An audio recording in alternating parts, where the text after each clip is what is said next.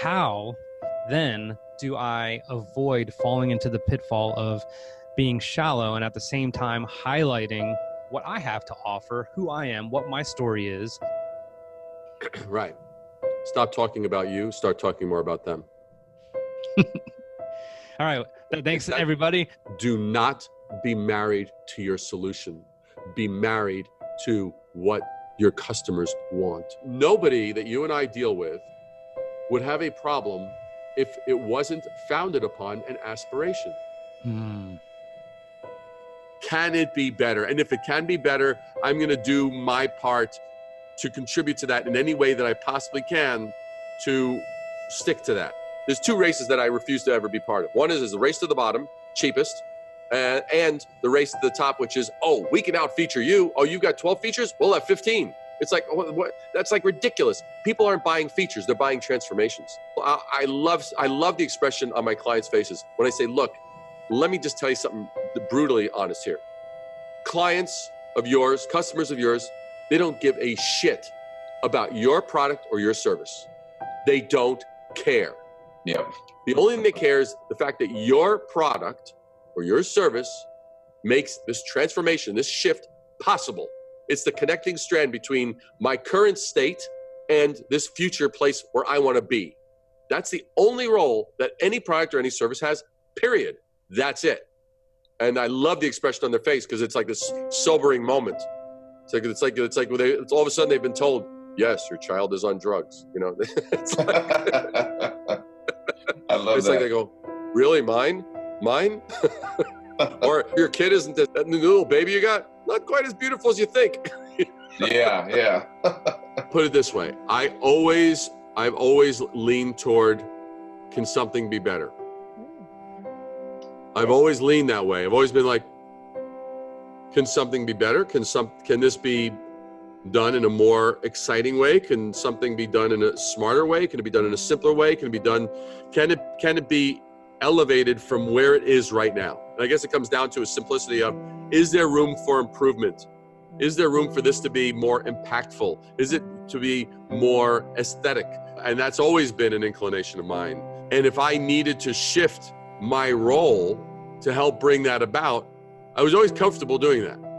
Can it be better? And if it can be better, I'm going to do my part to contribute to that in any way that I possibly can to stick to that. How do you do that? Like, tell me how you focus your mind into a mentality that is more of service. And look, like, we understand how to serve, right?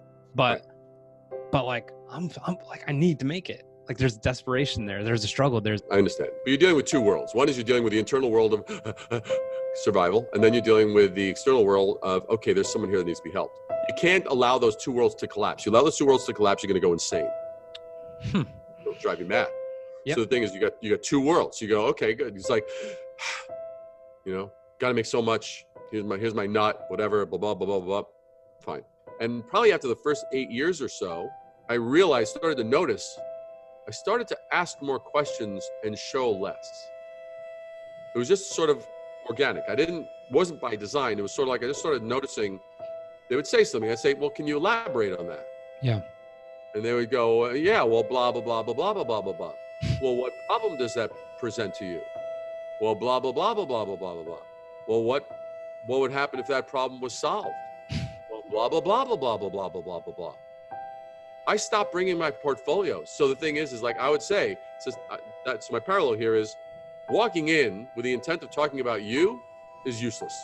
Walking in with the intent of talking about them and finding out the only reason their door opened is because they have a problem and somehow you triggered that sort of, ooh, God, that's uncomfortable, right? That's really a problem area. That's a trouble spot. That's an inconvenience. That's someplace where we're losing money. We're losing retention. We're losing customers. We're losing market share or whatever. There's an inconvenience. There's an undesirable thing. And along with that challenge, that obstacle, you have the flip side, is the aspiration. Nobody that you and I deal with would have a problem if it wasn't founded upon an aspiration. You see, that's the thing.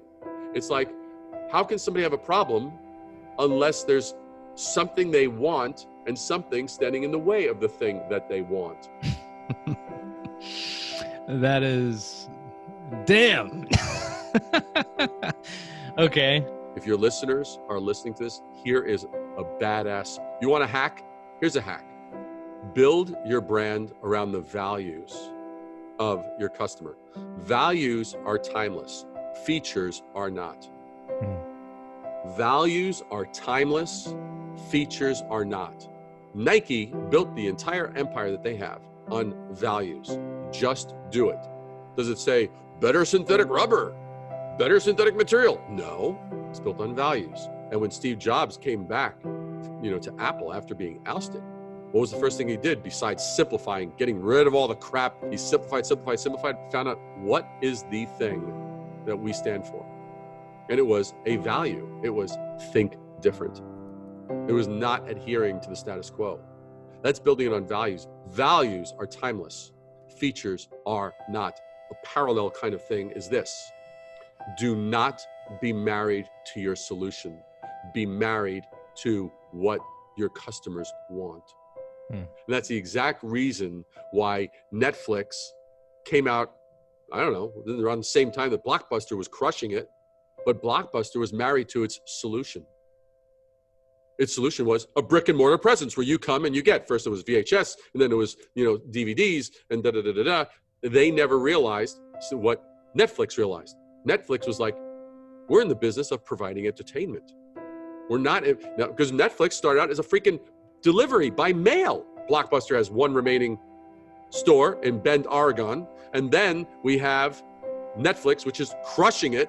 And Netflix not only owned the entertainment solution that their customers want entertainment, but they are now today the #1 producer of television content in the world over Disney. Wow. So the thing is don't be married to your solution.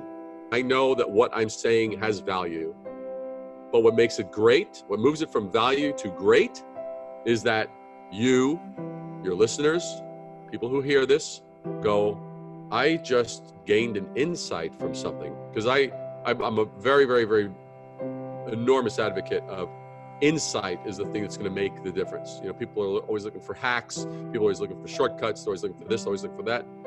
My whole thing is, look, if you gain insight, if I take you from the point of knowing not just what are the steps to do, checklist 1, check 2, 3, 4, 5, and this little checklist. Checklists are bullshit if you do not have the understanding. If you have the understanding, now the checklist can be utilized with that level of why is it working?